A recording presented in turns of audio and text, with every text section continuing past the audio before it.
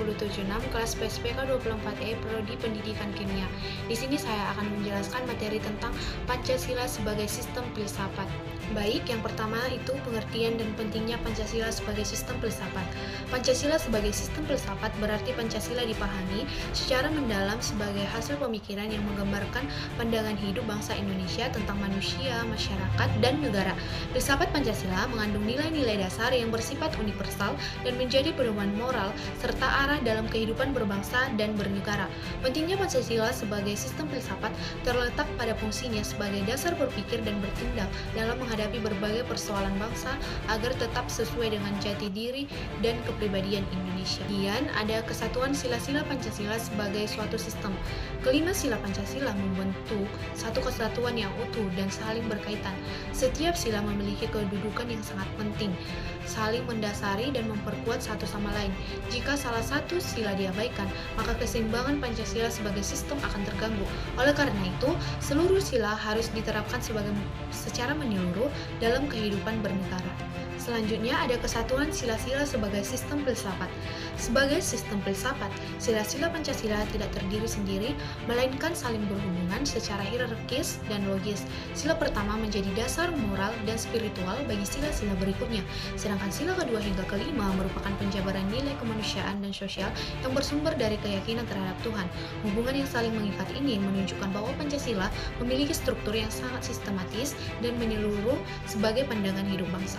Kemudian di sini ada hakikat sila-sila Pancasila. Setiap sila Pancasila memiliki hakikat dan nilai kemanusiaan yang universal. Sila pertama menegaskan hubungan manusia dengan Tuhan, sila kedua menekankan nilai kemanusiaan, sila ketiga menumbuhkan semangat persatuan, sila keempat mengajarkan musyawarah dan demokrasi, sedangkan sila kelima menekankan keadilan sosial. Seluruhnya menggambarkan kepribadian bangsa yang religius, manusiawi, bersatu, demokrasis, dan adil. Kemudian ada dinamika dan tantangan Pancasila sebagai sistem filsafat.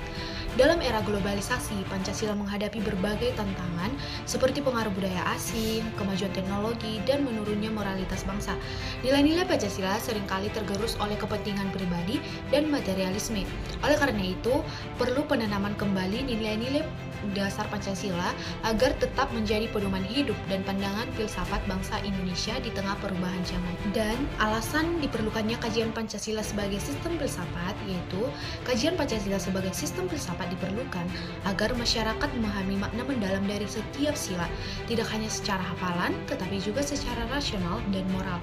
Melalui kajian ini, Pancasila dapat terus dikembangkan, dihayati, dan diamalkan dalam menghadapi tantangan zaman serta memperkuat identitas dan jati diri bangsa Indonesia. Dari penjelasan tadi mengenai Pancasila sebagai sistem filsafat, dapat saya simpulkan bahwa Pancasila sebagai sistem filsafat merupakan pandangan hidup yang menyatukan nilai-nilai ketuhanan, kemanusiaan, persatuan, demokrasi, dan keadilan dalam satu kesatuan yang utuh.